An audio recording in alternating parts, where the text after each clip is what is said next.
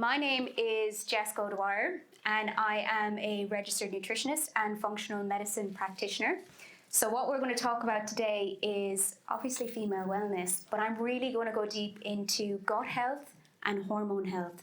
So I'm going to try pack this talk because I want you to take as much information away from this as possible. As Wombshine kindly went through a lot of micronutrients, I'm going to go into the science a little bit, okay? So we're going to go a little bit deep into some areas around what we see commonly with female health imbalance. So just a little bit about me. I'm a big research fan. So I have done a lot of research in gut-brain connection, gut hormone access. I specialize in chronic fatigue syndrome, ME. So 50% of my week, I see chronically ill people. And yes, you're right, a high percentage of them are women, burnt out. And I also specialize in female health and gut health. I've been a medical education specialist at one of the top functional medicine labs in the US, meaning I have reviewed close to 1,000 gut microbiome and stool tests and hormone tests.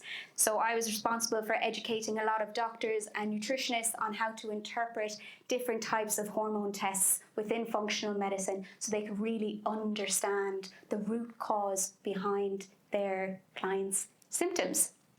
So we're going to talk about common imbalances, and we're going to go through what the connection of our gut and hormone health is.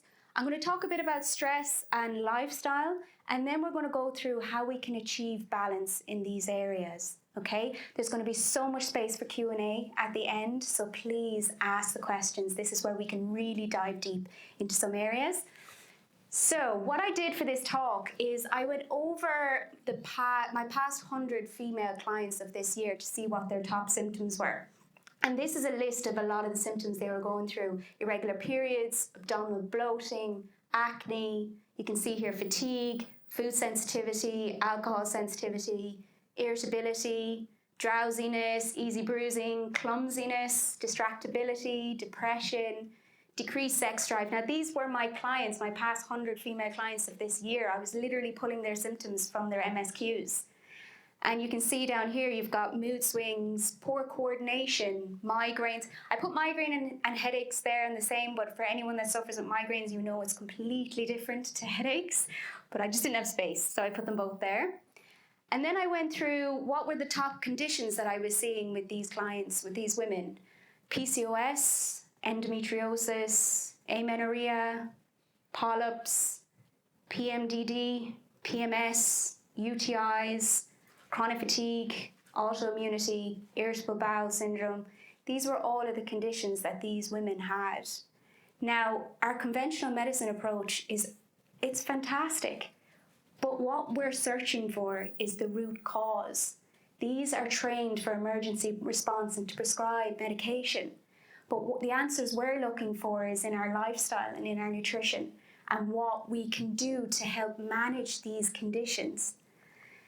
So let's start diving into the gut hormone connection.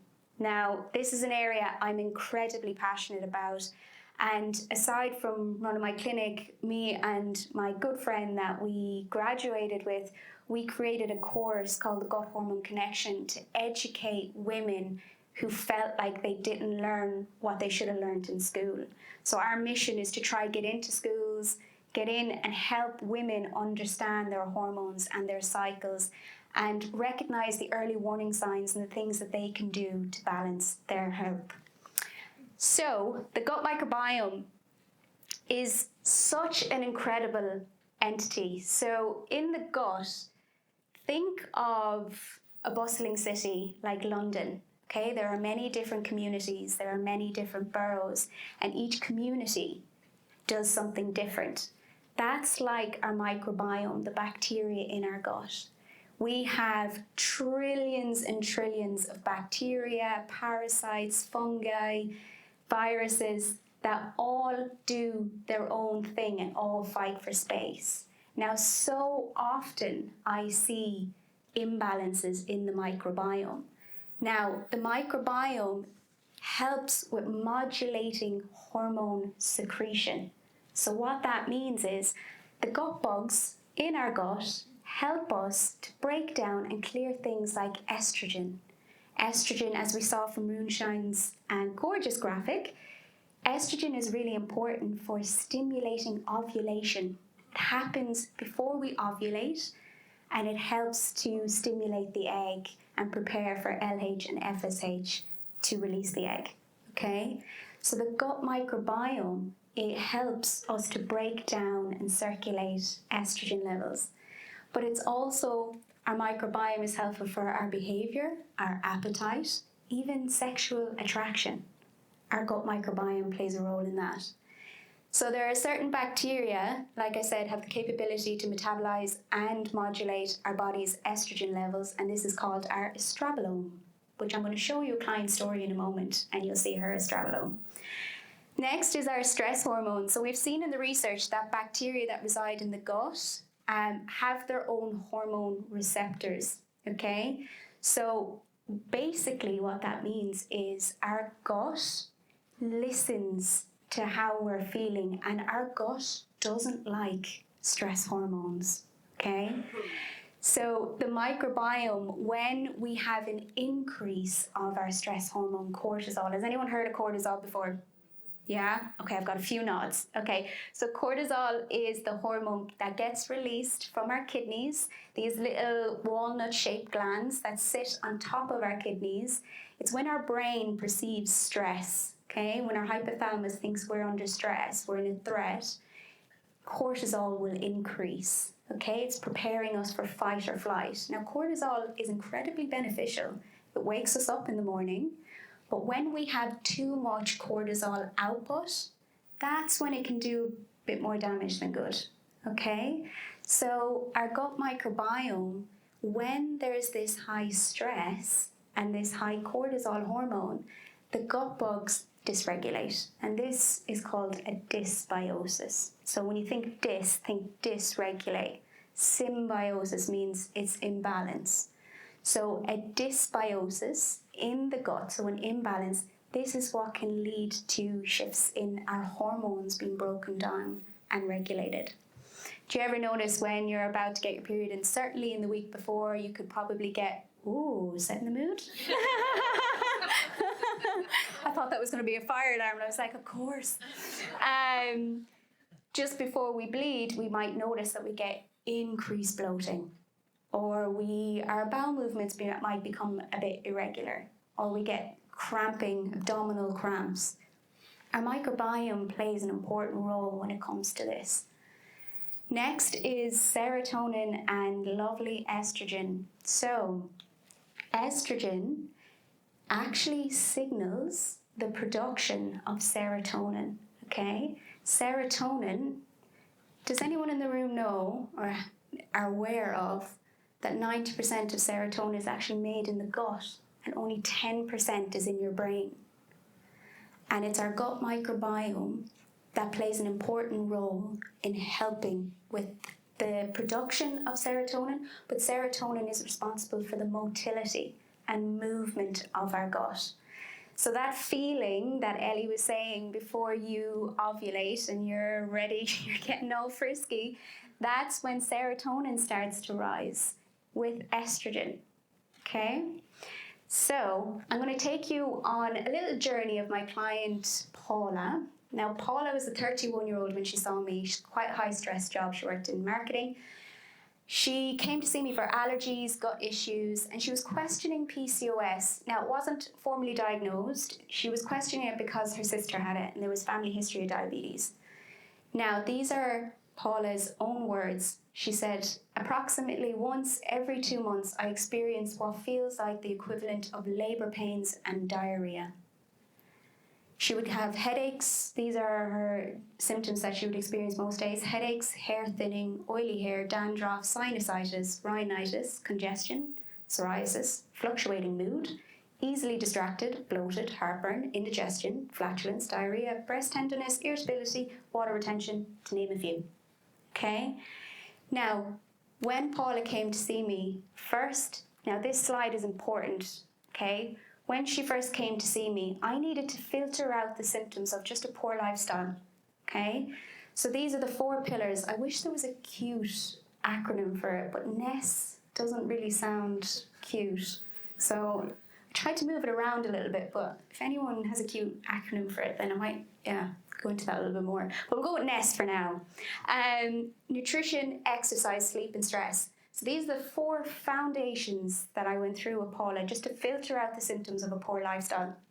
First, I needed to look at her diet and see, is she getting a diversity of fibre?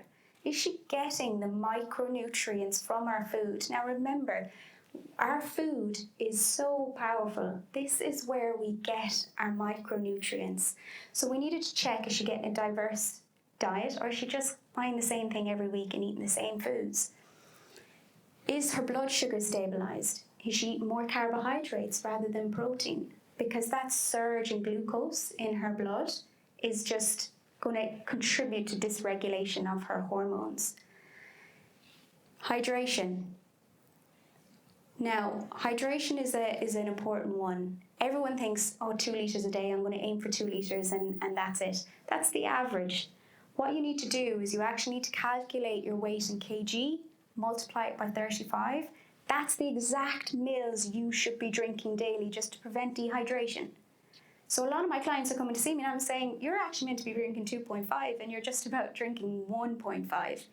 So you're dehydrated. If your blood is too dense, you're not carrying nutrients or oxygen around your body. So we needed to make sure that she was getting her hydration. Then protein.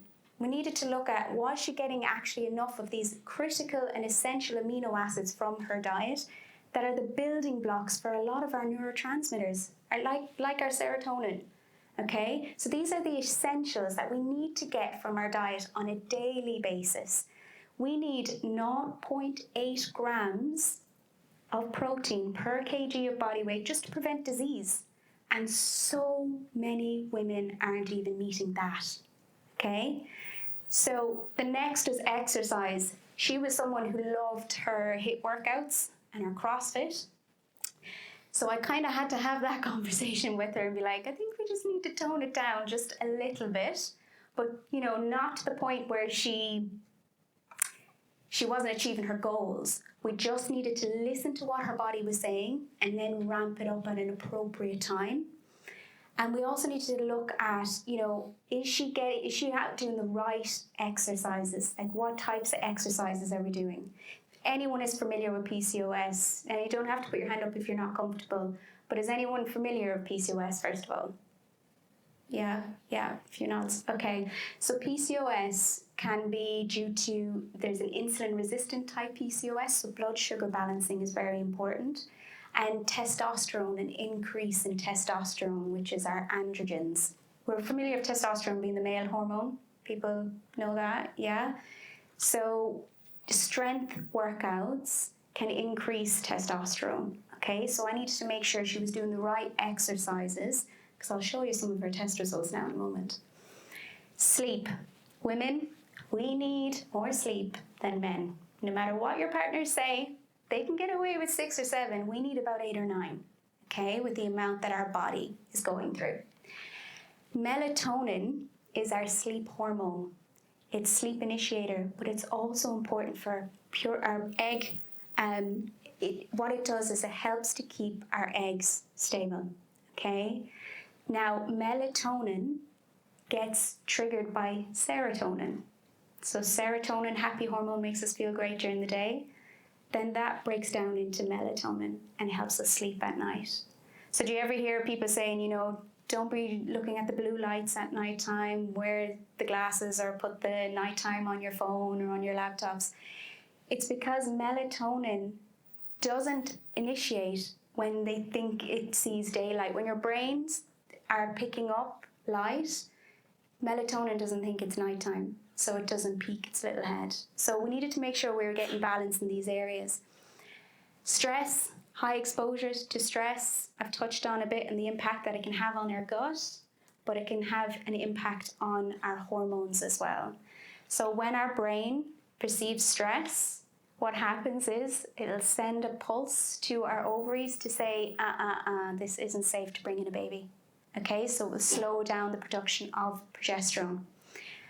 Unconsciously, us women who are menstruating, we are constantly surveying our environment to see if it's safe to bring in a baby, unconsciously, okay? There are so many rhythms that we need to be in rhythm with, and our menstrual cycle is one, our circadian rhythm is the other. And I loved what Ellie was mentioning about the house that she was living in with her 4 friends and the male. That is the 21st century equivalent of when we were living in caves. So even now, we are all syncing up to the more dominant females in this room. So what happens is we sync up to the more dominant female, because back when we were living in caves, there would be one male to maybe every 4 or 5 women, and they would go off and hunt and gather food for us. But what they would do is they would impregnate the 4 or 5 women before they left the cave, so that when they came back, at least one of the babies would survive. And we are still syncing to cavemen today. So you're a caveman in your house. He was a good caveman because he really helps to regulate your cycle. I loved it. Okay, so looking at Paula. She came to me with a list of bloods that she's done, and her bloods were normal. Now, her prolactin was the only thing that was elevated. Now, our bloods are very important, okay? I just want to explain the difference. So when you're looking in the blood, that's like, imagine going to the bank and asking the bank, show me all of my money in my current account, my savings, my mortgage, my ISA. That's like looking in the blood. It's like looking at everything you have, bound and unbound. What I did with Paula is I looked in her stool and I looked in her urine, because I wanted to see her bank receipts. I wanted to see how she was using those hormones, because it was useful for me to see what was in the blood, but I actually wanted to see, well, what's actually happening in the body. So that's what it's like looking in the urine and looking in the stool. It's like asking the bank, show me my bank receipt, show me where I'm spending my money. And that information is critical. So if we look at Paula's, so the first 2 are just a snapshot out of her reports of her stool test. Can you see that 8,755, that number there? That is really high. That is an enzyme that is found in her stool, and that's the enzyme that is responsible for breaking down and circulating estrogen, okay? So what was happening to poor Paula was her liver was breaking down her estrogen, sending it to the gut was sending it back around. And look at her estrogen level here in her urine down the bottom, her estradiol. That is really high. Now, if you look over on the left-hand side, her dysbiosis, if you remember I said dysbiosis is bacteria imbalance, her dysbiosis score was almost the highest. Now, I have interpreted so many of these reports. 8,700 is high for her beta-glucuronidase. So that is an important enzyme. So after we did the 4 foundations, we filtered out some of the symptoms of a poor lifestyle. So her headaches improved, she was dehydrated. Her blood sugars, so her mood started to balance a bit because her blood sugar started to regulate. So we're really focusing on a lot of her gut symptoms, and we were focusing a lot on her menstrual cycle as well. Because look at her progesterone down the bottom. Her progesterone was really low, and her testosterone was really high. So this is the kind of picture I see with PCOS, okay? A high testosterone, low progesterone, and a high estrogen. Can you see, I know these look like car dials, by the way. Like when you're looking at them for the first time, you're like, what kind of tests are these? But they're looking at her sex hormones, okay? The estrogen, progesterone, and testosterone. Can you see over on the left-hand side there where her androsterone is like 2,214, really high? That 5-alpha androsterone is 3 times more potent than testosterone, and hers was extremely high. Now, she was experiencing symptoms of hair thinning, like male pattern baldness, oily hair. She would get acne. Her menstrual cycle was irregular. She was getting the breast tenderness, of course, because her progesterone was on the floor. Her moods would fluctuate. She couldn't do anything really that week before she would bleed, because there'd be times she wouldn't know when she would bleed, and then when it would come on, she would sometimes say it feels like someone else is taking over my body. So on that note, I just want to talk a little bit about PCOS. Okay, so this affects 1 in every 8 women, and up to 70% of affected women remain undiagnosed worldwide. And it accounts for 75% of women with amenorrhea. So amenorrhea means absent cycles, so you're not bleeding. And accounts for 85% of women with androgen excess or hirsutism. So hirsutism is when you're growing hair in areas that women don't commonly get hair, around the jawline, mustache, chest, around the nipple. And androgen excess is that high testosterone, that high 5-alpha reductase. These are the androgen hormones. Insulin is a really important hormone that regulates sugar in our blood. Now, I just want to put this into context. Back when we were hunter-gatherers, sorry, Ellie, I'm pointing at you. Back when we were hunter-gatherers, we would only get about 30 grams of sugar every 6 months, if we're lucky, if they managed to forage fruits. Now we're having 30 grams of sugar every day. So our insulin hormone is working in overdrive. So people struggling to lose weight, getting that hangry feeling where you can't go without food, getting headaches or that mid-afternoon slump, thinking you need that coffee or that pick-me-up. These can all be signs of a blood sugar dysregulation. But in the context of PCOS, it's insulin is the hormone that also decreases what's called our sex hormone binding globulin. Now, our SHBG is what regulates testosterone. So when that's low, what's going to happen? Testosterone's going to be high. We're going to get the male type symptoms, and this is what leads to things like PCOS. Now, the high level of insulin also correlates with low sodium in the body, so that water retention. So women with PCOS, they tend to have body image issues because they're getting the bloating. It can be extreme bloating and really uncomfortable. And the general treatment and conventional approach would be to go on the contraceptive pill. But there's so much that we can do from a nutrition and lifestyle perspective to manage this condition and also prevent if you're recognizing early warning signs. So I just put this in here now. If there's any nerds like me that also is really fascinated about the research, I have a list of references that I will happily share with anyone if they want to deep dive and really have a conversation with me about, areas like this. Sometimes women can get diagnosed with cysts on their ovaries. So I'll have a client come to me and they're like, I have PCOS. And I'm like, okay, it's okay. Let's first of all go through everything and see, is it PCOS? Some women get an ultrasound and they've told they've cysts on the ovaries and they're told it's PCOS. You cannot diagnose PCOS with just an ultrasound. Young women, it can be common to have cysts, not the kind of cysts that Adele was talking about. It can be common to have cysts in the ovaries because as young women, we have so many eggs, okay? But what happens is women can sometimes be told they have PCOS when it's polycystic ovaries. The the syndrome, is what makes the world a difference. The syndrome is what's connected with insulin resistance, androgen excess, and the imbalance of these hormones that I've mentioned, okay? So there's a big difference there. Now, cysts on the ovaries can form due to other diagnoses like hypothyroidism, hypothalamic amenorrhea, Cushing's syndrome, and congenital adrenal hyperplasia. So what these conditions mean is imbalances of other hormones in our body. So thyroid, anyone familiar with thyroid? I know Ellie kind of touched on it a moment ago. So thyroid is it's like the control panel in our body. Regulates our metabolism, but it's important for regulating the production of LH and FSH, which helps to stimulate eggs. So our thyroid it's very important, and it's important for our immune system as well. But thyroid and our stress response compete with each other.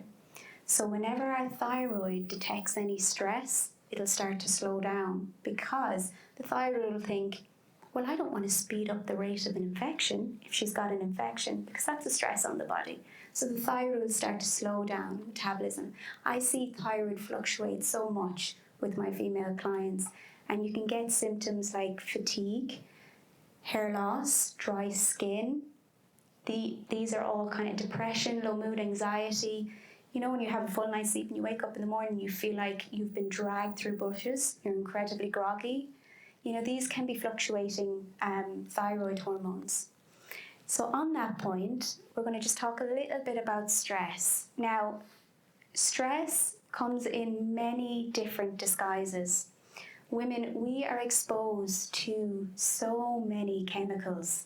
Okay, I think by the time we leave our house, we're exposed to about 150 different chemicals. Now, that I'm not saying that to scare you, because it's all about concentration and duration. That's what I say to my clients. So if you've got a high concentration of chemicals exposed to for a long period of time, that's when it can cause some issues. It can be incredibly difficult to avoid all chemicals in our environment.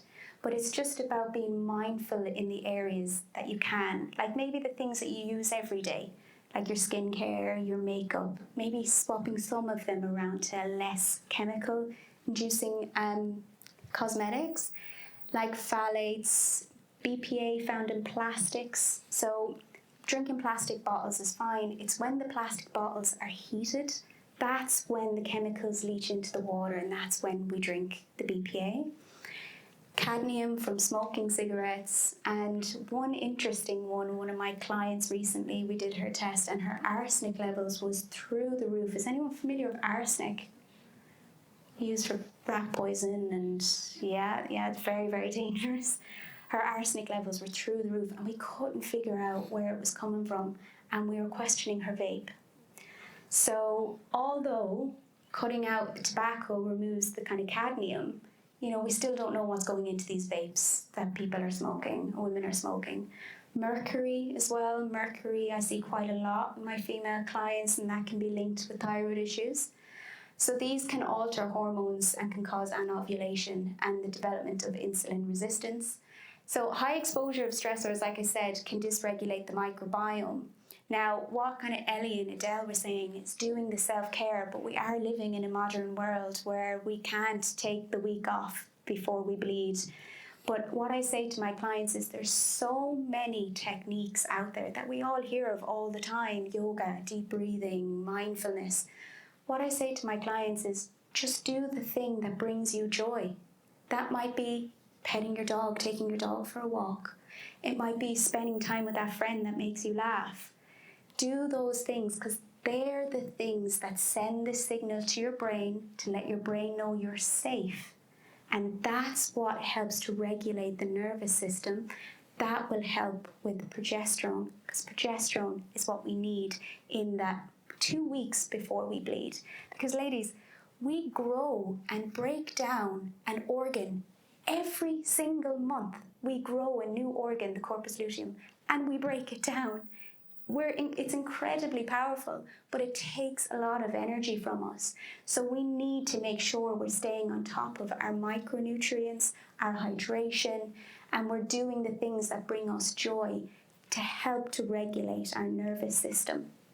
Now, cortisol, like I said, is when that cortisol hormone is high, it will send a signal to our liver and say, okay, she's about to run from a bear, or she's about to fight a tiger. She's going into fight or flight mode. So we need to give her the energy. So what the liver does is it'll send glucose, fat, proteins from your liver, and it will help to give you energy. So the glycogen will help to give you energy, and it'll go to your legs and your arms to prepare you to run or fight. And what will happen is the blood flow will come away from the reproductive organs and the digestive system, because your brain is thinking, well, she's not going to be reproducing or digesting a meal when she's running from a bear. So this is what our brain thinks. You know, it can't tell that we're sitting at our desk because Betty beside us annoyed us. Our brain does the same thing. Our liver will do the same thing, and it will push and increase our glucose. And then you go and have the pizza or the croissant or the sandwich or the cake. That's what your brain thinks you want, but it's not really what your body needs. Sometimes we crave the things that are potentially doing the damage. Okay. So when you're going to your doctors, like, who's addressing these things? It's like when we go to our doctors, they're looking for a diagnosis. They're looking to see that there's nothing more serious happening that they need to send a referral. Okay. So we shouldn't expect them to step outside of their remit and know all of these things from nutrition and lifestyle perspective. It's almost like asking a fisherman to surf. They're familiar with the water, but surfing is a completely different thing unless they're trained in that area to give that advice. So these 4 foundations are so critical, and these are the things I want you to take away today. So think of your nutrition. Are you getting the fiber? Are you getting the protein? Are you getting the hydration? Is your workouts, are they high intensity when you're already dealing with stress? Or are there nurturing workouts? Is your sleep, are you sleeping for the 8 to 9 hours every night? Now, some people, especially my chronically fatigued clients, if anyone's familiar with ME or CFS, it's extreme fatigue with potentially insomnia, and it doesn't recover with rest. It's incredibly debilitating and life-consuming. But if you can regulate your sleep, come away from screens, do your sleep hygiene techniques in the evening, and trust me, it will have a positive impact on your melatonin and preserving your eggs. Next is stress. All I want you to think of today is do the thing that bring you joy. Do those things that bring you joy. You don't have to force yourself into meditating if meditation isn't for you. It's especially to some of my neurodivergent clients, they can't sit there and meditate. So it's not for everyone. So find the thing that brings you joy. That will regulate your nervous system, because we are fed so many things online, and although people are really trying to help, I don't know about you, but do you get overwhelmed when you go on your phone and people are just trying to say so many different things? Sometimes I feel like I want to throw my phone across the floor. I'm like so overwhelmed, and I turn to my husband and I'm just like, I just can't. But people, they're good intentions, but we are so consumed by different things that people are trying to kind of push. And it's great that places like the Social Wellness Club are trying to do these events to really help and educate women. So thank you very much. I'm going to open the floor to any questions that you have. And what I am offering to everyone in this room is I appreciate this is a sensitive topic for a lot of women. I haven't touched on infertility for a reason, because I deal with infertility in a lot, and it's quite a sensitive subject. So everyone in this room gets a 30-minute mini consultation with me for £29, which normally costs £100, and then that £29 is redeemable off if you want to do a full consultation. So please get in contact with me if you have any questions and you want all those references, because I could sit here for the next 10 hours talking about this. Condensing this into 30 minutes was incredibly challenging. Anyone that knows me, all my girlfriends, I didn't go into things like magnesium. They would laugh, because it's a running joke in my friend group. I'm like, do you have magnesium? Do you have magnesium? Have you got your magnesium? Well, have you got your little care package? So yeah, I didn't go into the micronutrients for a reason, but there is so much to unpack there. So thank you very much.